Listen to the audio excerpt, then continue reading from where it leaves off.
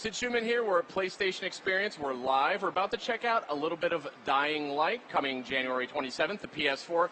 Quick note, though, we've got a whole weekend of festivities lined up. We've got panels upstairs, jam-packed schedule. Check the schedules that are around here. A lot of great stuff you won't want to miss. So don't forget to check out some of those panels. But now let's take a look at Dying Light. I'm here with Timon from developer Techland. Hello guys. Hello PSX. Yeah. So we're going to check out Dying Light. This is one I've had my eye on for a long time. This is an open-world survival game, yes, exactly. But it's got a couple of twists. So tell me what we're going to see today. What I have for you and the rest of PlayStation fans all around the world is a brand new story mission taken from the middle section of the game. It is a very difficult but also a very important mission because we need to catch a bolter. And a bolter is a special type of zombie whose tissue sample could be beneficial to finding a cure to the zombie virus, zombie epidemic. So it is very important that we get this guy, but it's not going to be easy because A, these guys, they come out only at night, and as you probably know, the night time is the most dangerous part of the Dying Light experience. And B, they are unlike any other of the night zombies because they are as fast as them, as agile as them, but when they see you, they run. They see humans as dangerous. So when they see humans, they see the player, they try to escape. So we have to sneak up on that guy, so that will make things even more difficult for us. All right, well, I'm ready to dive in. Should we take a look here? Yeah, of course, let's do this. All right, so this is Dying Light. This is coming January 27th to PS4. Open world, a lot of parkour influence, yes, exactly. A lot of good movement. 4-player co-op, beat a zombie mode, which allows you to play as a zombie and invade other people's games. So lots of cool things in one game. Very cool. So we should have a video going here any second now, and when we do, then we'll check it out. But tell me about the inspiration behind, the style of game that you're going for. This is a different type of zombie game. Well, yes, first of all, I think we're good to go now. Here we go. We're deep in gameplay right now. So what we are doing right now, we are trying to go to a safe zone, and that's a very important thing because we don't want to cover huge distances at night. So we need to find a safe zone which we can secure, and there we go. okay, there we go. Which we can secure, and we can sleep till the night in that safe zone. As you can see, when you're up on the roofs and you have nowhere to go, you can still go down on the street level using trash piles and things like that, and you don't have to stop moving in Dying Light. Because in Dying Light, we have a system which is called the natural movement system, and it allows you to traverse environment with great ease, with almost like effortlessly. This is looking good, and I want to just make a shout out to Twitch. If you're in chat, drop some questions in there. We'll field them here with tomorrow. Yeah, exactly. Do that, guys. And what we did right now, we threw a decoy over there to attract those zombies to that location. We can attack them, but of course it is pointless because they will turn back on us then. So let's just try to skip past them.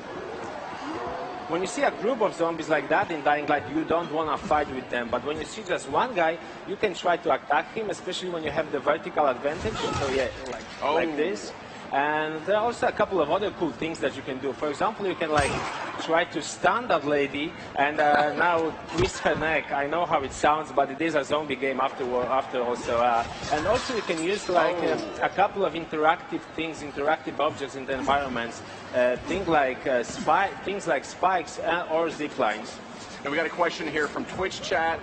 You guys, obviously, Techland, known for Dead Island. Yes, of course. This is quite a departure from that. What kind of inspired that? Well, I wouldn't say it really is a departure because it has zombies and it has melee weapons. It is a melee-based weapon game, but there's so much more stuff in Dying Light that it's kind of hard to compare these two. This is way more complex game. This is a game where to each situation, each problem that you face, you have a couple of solutions. You don't have to hack and slash through enemies. You can always try to think of something else. So it really is a very different game, and I think the most important aspect of it is the natural movement system, like the system that allows you to traverse through the game world with like a parkour specialist would. Here's another good question. How long does the game has sort of like real-time daylight? So how long is a day? The whole cycle takes about 45 minutes, and I think night takes about 20 minutes out of that 15 minutes. So it is split like that, like 1/3 and 2/3. What you have right now, we can use our survivor sense to scan the environment to see things that are interactive. So we can try to see what's inside the fridge. There's a tin can, we can get it and use it for crafting weapons and other cool stuff and metal parts as well. But I think there's a guy spitting on us through the window, so let's go to the safe house directly. No, the game has an extensive crafting system too. Crafting, yes, so you can craft all of the weapons that you see. There are more than 100 weapons, melee weapons, base melee weapons in the game, but you can craft all of them. So when you count all of the combinations, it gives you like more than 1,000 different weapons that you can use in the game. And you craft not only weapons, but also gadgets, things like thrown knives, shurikens, decoys, and other stuff as well. Shurikens, I like the sound of that. Yeah, that's a good thing. I'm getting a lot of questions, and I know you're on a roll, but a lot of questions about co-op. People are very intrigued by the co-op. Yeah, and it is a very important thing because Dying Light supports 4-player co-op, and what's cool about it is that you can play the whole game in 4-player co-op. It's not like there's a set of missions for co-op or something like that. You can play the whole game as long as you finish the tutorial. You can play the whole game from start to finish in co-op. So tell me where we're at here. Yeah, we're so we just secured the safe zone, and now we can use the bed to sleep till the night. And as you can see, the night has fallen. It is about 1 hour later, so let's just go outside and see what changed in the game world. And that's a very important thing, because in Dying Light, the gameplay changes completely when the night falls.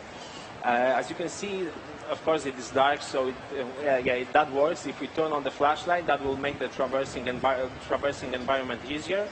And let's see if there are enemies around. Yeah, like there is one guy, but we don't have to worry about him.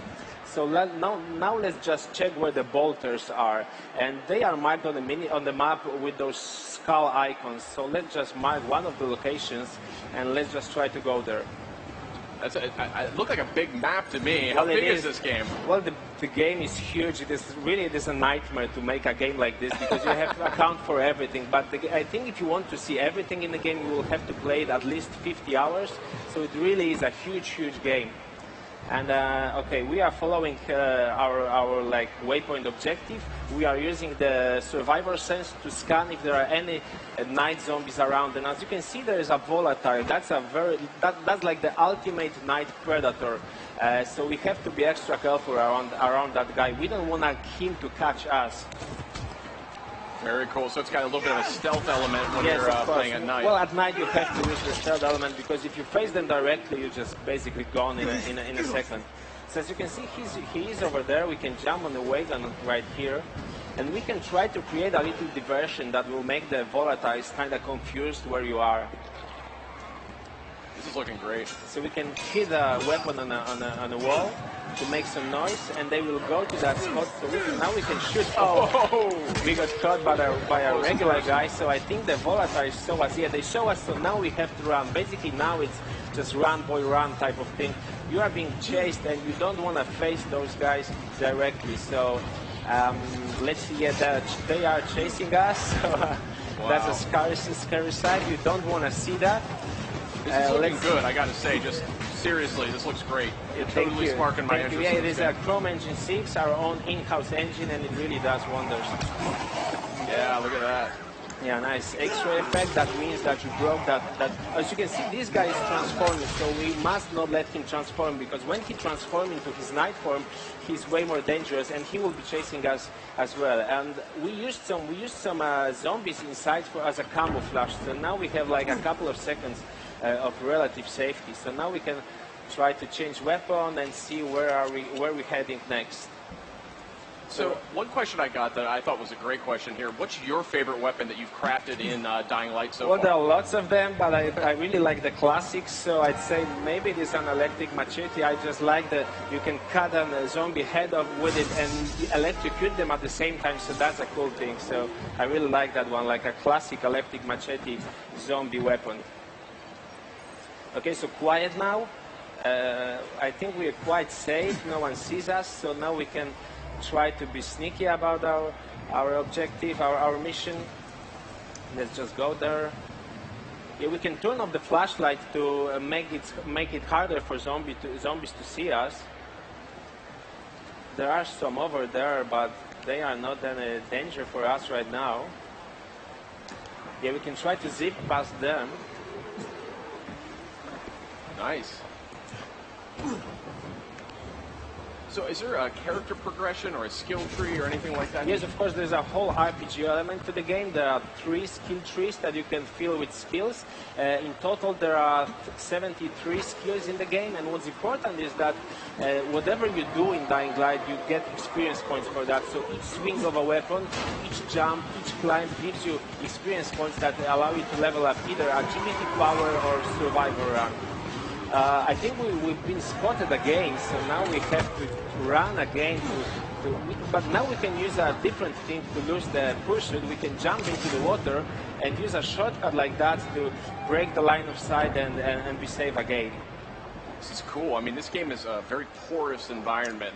Yes. So you exactly. Go up, you go through, you go under. Well, I think, honestly, maybe that sounds like too much of a statement, but I really think that Dying Light has a chance, has a shot at changing the first-person games in general. I think when people experience what we have here, they will looking for that kind of freedom in other FPS games as well. Yeah, it reminds me a little bit, I don't want to make a direct comparison, but I was a big fan of Dishonored and how maneuverable as a character yes, of course. you are. Yes, so yeah, that's a similar thing that we're trying to achieve, but it is something happened. What happened, guys? Are we good? Yeah, problems like that happen all the time. I think that's it. No, I think something froze, like on the other end of the connection. Yeah, so we cut. So maybe we'll just answer some questions. Yeah, and we got a lot of good questions follow coming up in with here. that. One question that came up that I was thinking as well: is there a gunplay in the game? Will you be able to shoot? Yeah, of course. So the game is mostly melee based. So more than 100 weapons I mentioned, these are melee based weapons, But we also have firearms, and the ammunition is not so. We're starting from we're back at the start. So. You see, a thought occurred to me. Okay, let's just follow that. I realize. But if these creatures favor areas where so there are guns in the game there. Yes, so sorry for that. Yes, so there are guns in the game, pistols, rifles, shotguns, and the ammunition is not as scarce as it was in the island, so you will be able to use these firearms, these guns more frequently now. Here's a good question. Whenever you open it up to co-op, okay, you do open the opportunity for griefers to come in. Is there are there ways to protect against that? Well, of course, you can choose with whom you want to play. So you can play only with friends, or you can play only with trusted people. And the same goes for the Be the Zombie mode, which that could be a mode that has the biggest potential of inviting griefers. But because that's the mode where you play as a zombie and invade other people's games. So if you don't want to experience that, though I really encourage people to do that, you can turn that option off as well. So if you don't want to play with people who might be griefers, you can just turn them off, cut them off completely.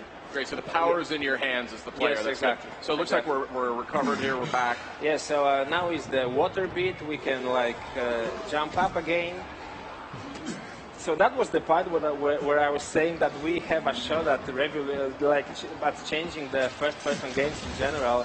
So I think I would like to repeat that because it really is my strong personal belief.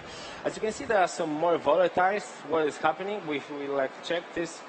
Oh, looks like a few technical difficulties there. So let's take it to chat. Yeah, let's take it to chat here. Okay. Let's answer a few more questions. I got a lot of them coming in. How many zombies can appear on the screen at once? Like the game seems to have like a big scale, big scope. Well, that's a question that's kind of hard to answer. Yeah. But I think the easiest answer is hundreds, because we are really using the power of PlayStation 4 to its maximum, to its fullest. So. Basically, yeah, the hundreds of zombies on screen at one time, and of course it has lots of gameplay ramifications because you still have to face those guys. But you can also do, like we saw before, you can try to jump on them, you can try to push them away. So it really changes the whole flow of the gameplay. So coming out on PS4, obviously you guys are still wrapping up the game, but have you been looking at any interesting uses of DualShock 4? Well, It's just basic stuff, really, because what we can do, well, basically we allow you to maneuver through the game more easily. So with one swipe, if you swipe the touchpad in one direction, you get access to your map. If you swipe it in another direction, you get access to your inventory and things like that. It's just smaller tweaks and bits to make it more easy for PlayStation players. Any interesting use of the light bar? Basically, it is synced with your flashlight. So whenever you turn on your flashlight, the light bar goes up as well. So that kind of, if you play it in a dark room, that kind of influences the whole experience, the whole atmosphere of your gameplay session.